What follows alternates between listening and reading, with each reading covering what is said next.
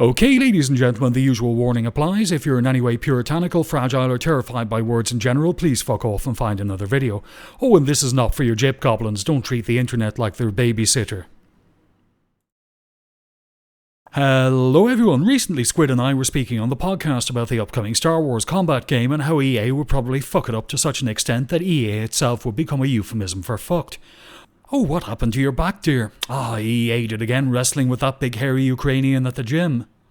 When he was not much more than a toddler, little Lao B for the first time saw a VHS copy of A New Hope, and as he marvelled at Princess Leia's hair, he felt the blood leaving his little head as he instantly realised the true purpose of that style.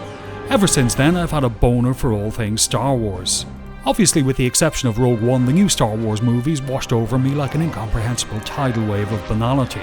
But there was just something about this game that even the big EA warning on the front couldn't keep me away from. Now obviously 40 shekels is not an insignificant sum to risk, as I discovered to my pain that time in a Shanghai Poon Palace when I paid for 3 pairs of twins just 20 seconds before a fucking police raid. And I had to ignore quite a lot of previous evidence just to build up enough courage to click purchase. So the question is, this time was I left with my toddler as dry as a box of Pringles sitting in the midday Sahara sun, or did I get to decorate something with nerd goo? Well, you'll have to stick around to find out.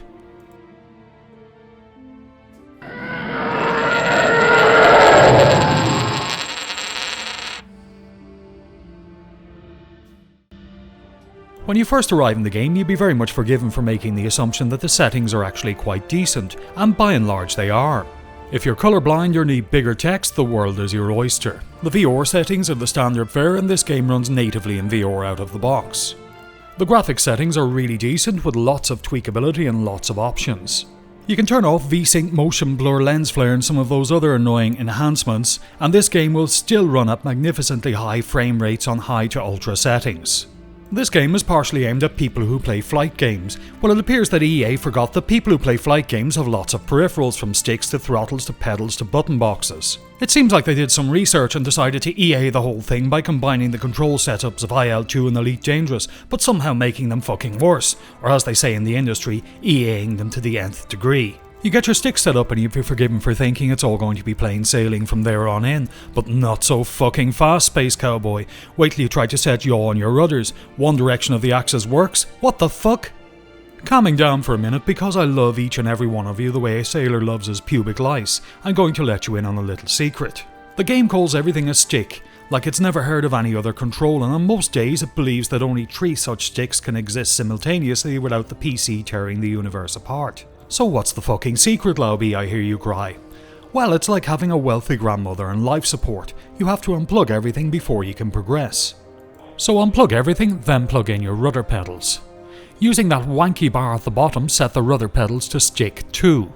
This is very important, don't set it to stick 1, don't plug in anything else. If you do it any other way, the game's going to leave you with an arsehole like the Sarlacc's mouth. Scroll all the way back up to the top to remap controls, then go to change, go down to flight, go to flight stick, and remap those axes. Remember to only map the your left and your right axes.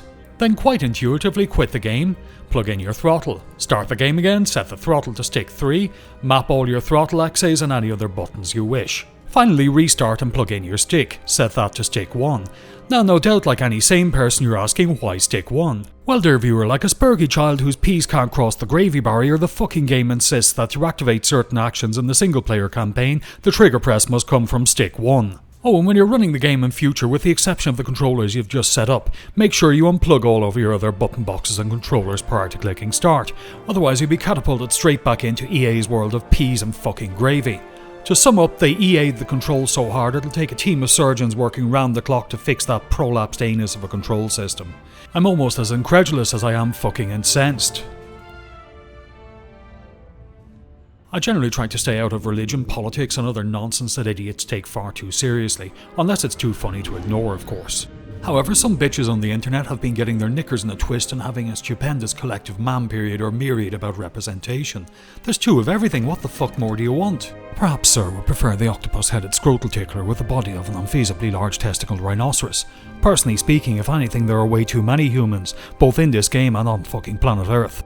This wasn't helped by the weakest and, as it turns out, most shrill member of the dev team, a writer of course, who decided to stoke up the peasants by retconning 21st century talking points to a character. Not in the game, but on Twitter after release. What a cum-guzzling cock-donkey. This in turn set off the drama cash-hungry bottom feeders on YouTube who took the bait. Instead of ignoring an idiot whose writing not only sucks dick, but spits the partially digestive mung of hundreds of filthy sailors back all over the screen, it's as predictable as an episode of the A-Team.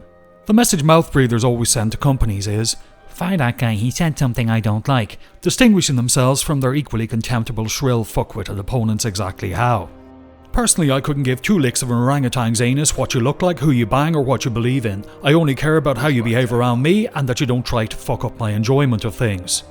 But if I were the CEO and found someone intentionally undermining the market share of my product, they would be out on their holes and back cleaning the toilets of Starbucks like all the other communications graduates who minored in English literature. It's economics pure and simple. If you're a corporation, it's best not to enter debates when simple, glib, be awesome to each other statements cover a multitude. Why they just went with a collection of stock characters is fucking mind-boggling. Why couldn't they get the dress your own dolly feature that MMOs provide? Have all the human permutations, Wookiee, Klingon and whatever else. Choose your sex, body, face, hair, eyes and colour. Instead you were greeted with a tour of Uncanny Valley. I haven't seen such a collection of fucked up, dead-eyed, soulless, bizarre-looking creatures since accidentally opening the bio page on the Kotaku website. Now, if there were no human choices, I would have happily played as a six-eyed, ten-tittied, four-cocked Volvavian prostitute with a co-joined twin protruding from her arsehole. Personally, I don't care if you want to play as a man with a beard and tits or a woman with balls and a big hairy cock. It doesn't affect my ability to enjoy the game. The problem with the character selection, of course, is at some point you'll find yourself in multiplayer. Around the table with four of your twins like some nightmarish game of soggy biscuit with sci-fi roleplay elements tacked on. What would have been better on the Imperial side is, if we could just choose one character, just have clones. We'd all look like Tamura Morrison, at least we'd all be handsome devils. Yes, I know, those who take Star Wars far too seriously are going to say, "Oh, but the later Imperial pilots weren't clones." Okay, well why don't you guys concentrate on losing your virginity to something alive, preferably conscious and capable of consenting for bonus points, rather than continuously arguing on the internet about whether or not Lando fucked a vacuum cleaner, and I'll happily ignore some canon and enjoy being the handsome TIE fighter pilot I was born to be. At the end of the day, it's Star Wars. No one's here for the writing, virtue signalling or politics. We're here to fly in probably ridiculous spacecraft and pew-pew World War II dogfighting battles. Speaking of which, let's take a look at the story. Well, I started the story thinking, wow, how can one instantly add style and class to anything? Add Morgan Freeman, of course. That man could turn the mankiest porno into a work of art. I'd stop wanking when he spoke, only to tear myself asunder as he ploughed some hottie while imparting an epic piece of wisdom to help her improve her acting technique, so she wouldn't have to spend the rest of her days as a walking semen repository. As the blood returned to my head, I realised, wait a second, he sounds different. Oh, it's not Morgan Freeman. It's budget Morgan Freeman. I speak in jest, of course. Phil Morris does an excellent job. He adds gravitas, maturity, class and style to his character. Peter Sargent also does a magnificent job playing his protege turned nemesis. Oh yeah, spoiler alerts, fuck you guys. These two actors are the heroes of the project, carrying a story with all the complexity and intrigue of an essay written by a 7-year-old titled My Day at the Amusement Park. They had their work cut out and did the best with what they had, which in this story was precisely fuck all. It's the equivalent of handing a fucking mouth organ to Mozart. With the exception of the aforementioned main stars, the Imperial Intelligence guy and Varco Grey, the rest of the characters have a very amateur dramatics feel about them. It's like one of the game execs turned up at a Village Hall production of The Wizard of Oz and asked the cast if they wanted to play rebels in Star Wars, for exposure of course. With the exception of the giant lobster, the rest of the rebels come across like Amish in space. They seem nice, weirdly sweet and slightly backward, but you know they're part of some freaky cult and they're judging you with those blank expressionless faces. You don't engage with them, they just randomly talk to you in uninvited rambling monologues like a smelly tramp at a bus stop. Then when you think you're about to slip a quick fuck off into the conversation, they say the bus, or in this case the briefing room. There are some really strange moments like an R2 unit explicitly presenting himself in what I can only presume is an homage to Bridget the Midget in the art house movie Suitcase. There's also that weird little thing that sometimes happens with the background characters. They're going along fine, then suddenly begin walking like that 3-day-old takeaway they heated up in the microwave has suddenly gone all Bombay Express on their innards. There is one aspect of the storyline that I have to begrudgingly admit that I really enjoyed. In one mission they used droids to pilot decoy ships to tempt the enemy out. It's always befuddled me that Star Wars treats droids the way we treat hipsters, as almost human, but not worthy of any courtesy of respect, of course. I mean, they're just fucking hipsters. I mean, droids. I mean, you could just make a backup and send them off on the bonsai trail. That's droids, not hipsters. There's absolutely nothing worth preserving with hipsters. There's no two ways about it, the graphics and aesthetics are exceptional in this game. The cockpits have been rendered with a love and attention to detail that one only sees from the better flight sim developers. It's absolutely outstanding. Furthermore, it runs like a dream. I only encountered 1 or 2 stutters in my whole time playing this, and never during gameplay, only in the intro videos. The environments have an extremely authentic Star Wars feel. The first time you overfly a destroyer is so erotic it'll make you cry tears of semen. It runs like an absolute charm on Windows or Steam VR. My only gripe is they didn't include settings for IR tracking. It's not always possible or desirable to play in VR. For example, the last thing I need is to get caught unaware by Mrs. Laube in my boxers tugging my giggle stick playing Star Wars. There's no way I can convince her it's only midget porn when the evidence is all over the screen, backed by the triumphant scoring of John Williams. She'd divorce me. There's not much else I can say about the graphics other than they're fan-fucking-tastic. And as my mum's always told me, when you have nothing bad to say about something, you don't say an awful fucking lot. So we'll move on. Star Wars to me has always kind of represented the American Revolution rolled into World War II. You have a group of rebels fighting for representation from a vast but not quite totalitarian militaristic empire who wear field grey Wehrmacht uniforms and fight World War II style space battles. At its heart, it's very much a simple story, taken too seriously by even more simple people. It's a fun story with no shades of grey, ostensibly an enjoyable fable, nothing more, nothing less. Everyone from 2 to 200 instantly gets the premise, which is probably why it held universal appeal for so long. So ignoring the storyline, how does it play? Climbing inside a TIE fighter for the first time and watching your little pilot hands starting the system is Cialis for the eyes. There are some truly epic elements to the campaign, but there are some really annoying things that snap you out of your make-believe universe. Exhibit A is those poxy-arse tooltips. There should have been a sub-campaign at the start of the main campaign while you train and qualify for your squadron, being taught to operate your systems by an instructor telling you verbally what to do and when to do it, while training with drones on the fringes of a fleet or an outpost. You train in one ship, complete a qualification mission on that ship, and then get deployed to the Rebel or Imperial squadron where the story begins in earnest.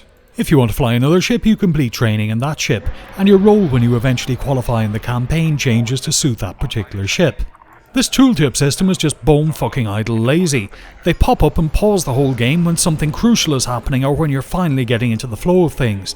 Like a bloke's ugly cum face or hairy arse and balls blocking your view of the action as you reach the vinegar strokes in an adult entertainment feature. It's unbelievably frustrating when you've heard your squadron leader issue an instruction, you've reacted to that instruction, but oh no, everything comes to a halt and the game treats you like you're an inmate of a home for the incurably fucking bewildered. Exhibit B of the campaign is having to listen to your squadron mates. The rebels are like a sheltered religious farming collective. I've nothing to say to them in the hangar except try having a shower more often and speaking less. No wonder Budget Morgan switched sides. With his good looks and charm, he'll be getting gobbled from dusk till dawn and running the fucking place in 6 weeks flat. Here's another big problem. This is set 4 years after the Battle of the Furry Stone Age midgets. The Emperor has been hurled down a chute. I bet that fucker's sorry he didn't invest more in guardrails and suicide nets like Foxconn. The Empire are on the lam, and the Republic rule the galaxy. So if the Empire are emperorless and fighting the Republic, that makes them the rebel scum. Going back to my entirely semi-valid but made-up American Revolution analogy, the Imperial forces are now like the Loyalists after the American Revolution, looking for a space Canada to run to from where they can plot a boot revenge. The annoying thing is there are some really cool things that only happen once. That startup you do in the hangar, those systems checks, only happen once in the entire campaign. These are among the most immersive features of the game and you only do each once. This should be the start of every mission in the campaign and every launch and multiplayer. Suddenly you're in combat. Your shields aren't working. Hey fucko, did you do your system checks? No, guess you're fucked then. This would make the whole thing much more immersive and interesting. Even in multiplayer combat, this element would separate those who shouldn't be allowed outside without a responsible adult from the rest of the player base. While the campaign is definitely very enjoyable and very immersive in parts, it becomes too heroic too quickly. There's no foreplay, not even a kiss or a few seconds to apply lube. It just gets stuck in there like a horny angry proctologist on a Saturday night. Speaking of all things anal, someone pulled those difficulty levels from the furthest reaches of their rectums. On story level, it's just like being one of the cast and pressing a few buttons along the way. I recommend this level to anyone starting off as it gives you a nice easy taste for everything. Pilot level is a little more difficult but not too bad overall. However, when you switch to veteran and ace, the game just fucks you. This doesn't enhance skill, the enemy doesn't become more skillful, they just take more shots to kill and their shields become hardier. You wind up with the result that you can perform everything in textbook fashion, do all the right things at the right time, but the game has decided that it's rubber and you're glue. Oh LucasArts, how I miss thee. So you end up just restarting at the checkpoint and doing the exact same thing over and over until you're thoroughly fucked like an attractive Missouri girl at a family reunion, and the game decides it's time for that ship to blow up or those shields are ready to drop. This to me is just lazy. Increased difficulty in a game like this should increase the imperative to do things correctly and not fuck up. It shouldn't make the enemy impermeable tanks with the sniping skills of a fucking recon troop. With the above said, the campaign is immense fun. The missions feel a lot less like set pieces and more like flowing battles. At least they would without those fucking tooltips. Nothing, and I mean nothing, beats the feeling of flying in a Star Wars battle. The combat is fluid, stressful and intense, even if you couldn't give a monkey's fuck whether your squadron mates came home or at an asteroid. Flying the ships feels exactly how it looks in Star Wars. There's a real thrill. Killing your first enemy feels like a release at the end of a sometimes punishing S&M session. In the end, the campaign is designed to prepare you for multiplayer. I think it could certainly do a much better job, but it's certainly very far from unenjoyable. Before we jump to multiplayer, it's worth mentioning there are a few different practice scenarios where you can fly against bots and ramp up the difficulty levels to your taste. I can't recommend these enough, and what's more, they're immense fun. The only multiplayer section I've so far ventured into are the random dogfights. The more serious modes look interesting, but unlike your mother going jogging, I don't want to play these with a random bunch of pricks. Additionally, I can't stand kids, and I know Star Wars attracts a certain type of kid in the same way TikTok attracts gobshites. At some point I would run into some little proto-Tarkin engaging in his Imperial Commander fantasy. Let's call him Tarquin, because those little fuckers usually have a name chosen after a very difficult birth. Well, when I've heard enough, little Tarquin is going to have his ears filled with terms of endearment that will keep his mother searching the OED for months. So until I have time, and more importantly until a bunch of pricks I can comfortably fit in without too much arseache are playing the game, I'll happily be getting my ship pushed in as a random target for hire in dogfighting mode. Dogfighting mode is immense fun, and on the whole the ship choices are great. For me, where it's at, I'm the standard TIE fighter on the Imperial side and the A-Wing on the Rebel side. I like the speed and manoeuvrability, I like the vulnerability, I like the simplicity, but it would be nice, as I mentioned earlier, to launch from a destroyer and have to test the systems with some consequences for omitting these steps. I'm absolutely shit at multiplayer, but I really love it. Like my YouTube channel, I embrace my mediocrity and enjoy it all the more.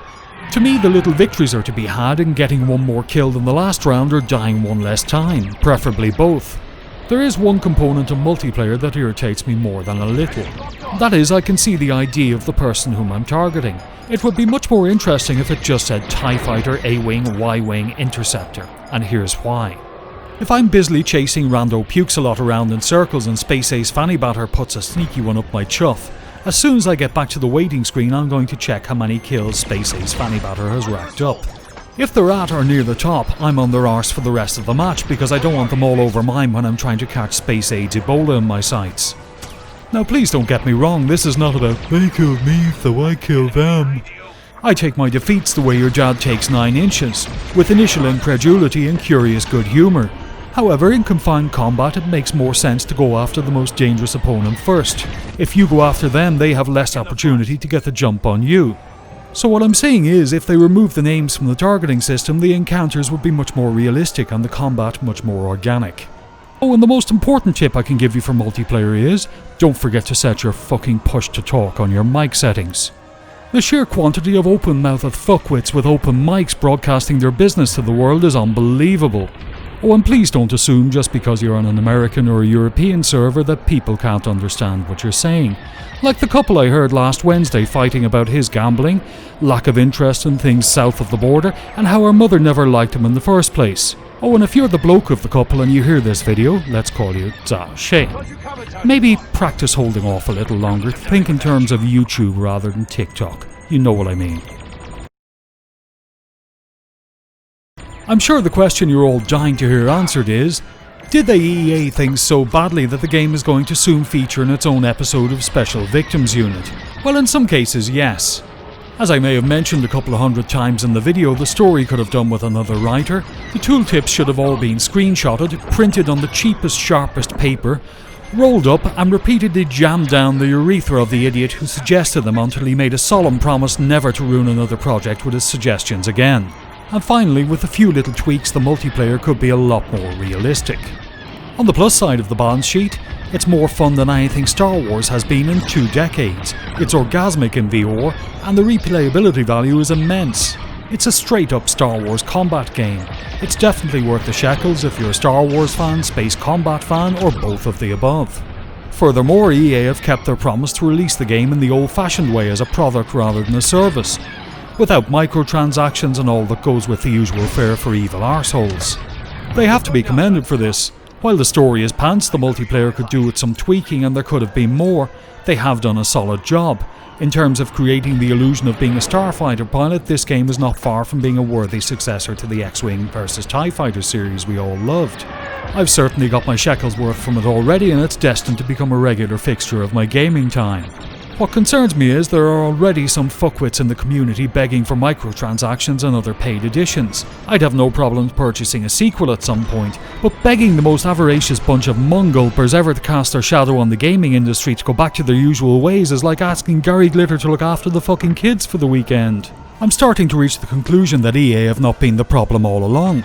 It's you bunch of slobbering, gibbering, cockeyed cumpires presenting and begging the developers to use a sharper dildo the next time they try to sodomize you through your wallet. I think I'm actually reaching the point where I'm beginning to root for eviscerated anuses. So I think I'd better stop the video here, and thank you all very much for watching, and please don't forget to dislike and tell me to go fuck myself below.